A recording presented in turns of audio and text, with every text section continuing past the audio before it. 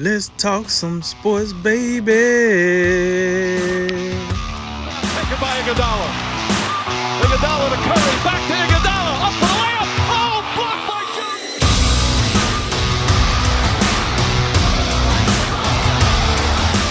And remember, make tomorrow better than today, and make today better than yesterday. And you know what we gonna do. We gonna holler at you until next time, baby. All right, guys, today we have a special guest in the house. We're pleased to welcome Matt Babcock of Babcock Hoops on the program. Matt's a former NBA and FIBA agent with over a decade in the sports management industry. Today, Matt runs BabcockHoops.com, a site on the forefront of all things basketball, including the upcoming NBA draft. Matt, thank you so much for joining us today. How you doing? I'm doing well. Thanks for having me. How are you guys doing? Good. Good, man. Doing good. So, first question for you. Assuming the NBA season resumes, who has the better chance to win the championship, the Lakers or the Clippers? Well, hopefully the NBA season resumes, right? I would go with the Bucks, but if not the Bucks, I'm gonna go with the Lakers. Okay. We get lost Jay for a second. We losing? Back, Jay? Yep. All right, man, go ahead. You up? Already. Hey, Matt, we've seen the Bucks, Lakers, and Clippers separate themselves from the pack this year. So with that in mind, who you got as the fourth best team in the NBA? Yeah, I mean, I think the two teams that come to mind would be either the Nuggets or the Sixers. Obviously, the Sixers have had an up and down year, but I mean, I think as far as a threat in the East, they've got the most talent. And I mean, if the NBA were to resume playing, gave them time to get Ben Simmons healthy, and I mean that would be a team. If I were the Bucks, that's who I would be worried about. And then the Nuggets, I think they're sort of knocking on the door, with the Lakers and Clippers. Okay, so to switch over to college basketball a little bit here, we know because of COVID-19, the season got cut short. We didn't get much conference tournament, and we didn't get an NCAA tournament.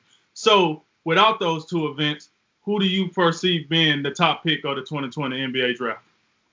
I think this year is interesting. There's a lot of parity towards the top of the draft, and I mean, I'm really curious to see the NBA draft lottery when I'm curious to see when they actually have it too.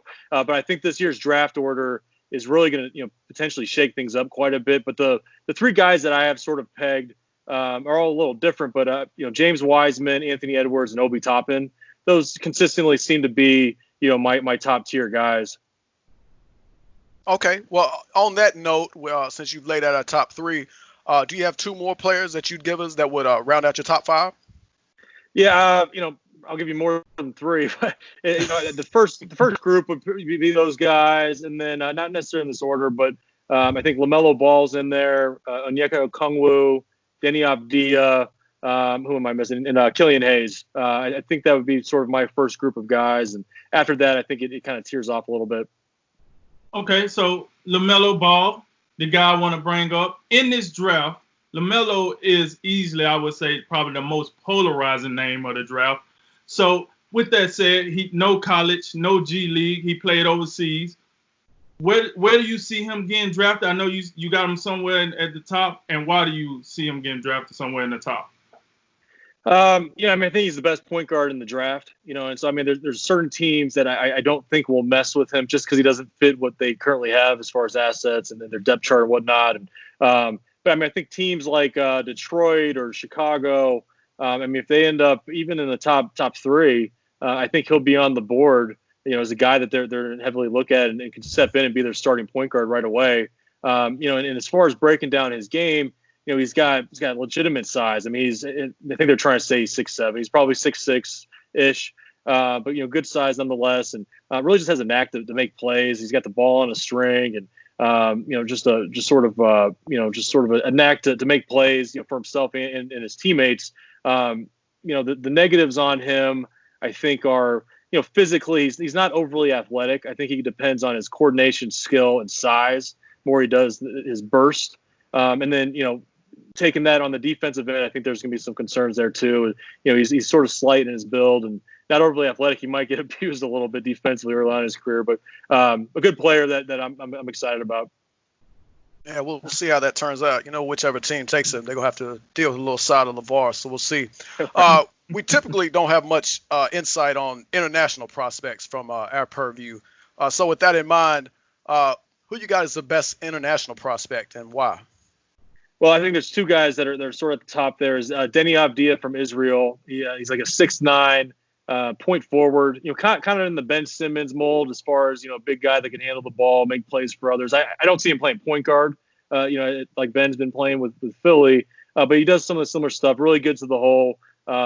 Deceptively athletic, and his shooting's coming around. With him, and then the second guy would be Killian Hayes, a French point guard. That's currently playing in Germany, or he's not currently playing. He's currently on a team in Germany. Nobody's playing at the moment, but and he's a big combo guard, a little bit more of a point guard than a shooting guard, but he could play on and off the ball, sort of in the mold of like a D'Angelo Russell. Those are the two clear-cut top international players. If you're taking LaMelo Ball and R.J. Hampton out of the mix. Okay, I like that. So, due to injuries, the Warriors pretty much got a year off this year. This year, they're looking to, for the first time in a while, they're going to get a lottery pick once this is all said and done. So, with that said, what top player that should be in the lottery do you see fitting the Golden State system well? Yeah, I mean, Golden State's in a unique situation, right? I mean, they've had this powerhouse team the last handful of years, and this has been sort of, a year off, like you mentioned. I think with their players coming back and being, at the tail end of their primes, they need to capitalize on that. I mean, teams, having a chance to win a title, doesn't come around very often. And so with that said, I think they need to plug in a guy that could contribute right away while also being like a long-term building block. And so I like to see them, get one of the big guys. I think James Wiseman would be perfect there. I also like Onyeka Okongwu. As far as like bringing in a guard, I think there's a lot of cooks in the kitchen right now. It'd be hard for a guy to step in, like LaMelo Ball or Anthony Edwards. I don't see that being the perfect fit. So we'll see. But I mean, a big guy to me makes the most sense. Yeah, I agree with you on that. I think depending on how the lottery shakes out, I'd like to see them get James Wiseman. I think that would make a lot of sense. John Morant saw his stock rise tremendously last year after his performance in the NCAA tournament. Who is a player that could have seen a similar rise in their stock had it not been for COVID-19? Well, I mean, the guy that, he's definitely not a secret anymore, and I have him ranked really high, is Obi Toppin. He's on everybody's boards pretty high. I think the NCAA tournament, their team was so good. I expected them to have a chance to make a run. I think he would have, had a chance to solidify himself into like the, sort of the window and rankings that I have him in. I think that would be across the board if he had a little bit, of a bigger stage to do that on. Okay. Now, in your opinion, you give us that diamond in the rough. What player that's going to be outside of the lottery that you could see possibly being an NBA All-Star? Yeah, I mean, I think we're looking at guys that are outside the lottery that have that much upside. You're talking about a high-risk, high-reward type guy. And the guy that I would peg as the one guy in that role this year would be Jaden McDaniels from Washington. He's 6'9", really thin build, but he's got so much upside. You can put it on the floor, create his own shots, potential to be a versatile defender. He's the guy, if it clicks, he can end up being a big-time guy. If it doesn't, I don't know. He might be playing overseas in a few years. Okay. Jalen Green, I believe he's a top player in the ESPN 2021 recruiting rankings. He announced last week that he's going to enter the G League as opposed to playing college basketball. Is this something you believe we'll see more as time goes on, or is this more of a one-off?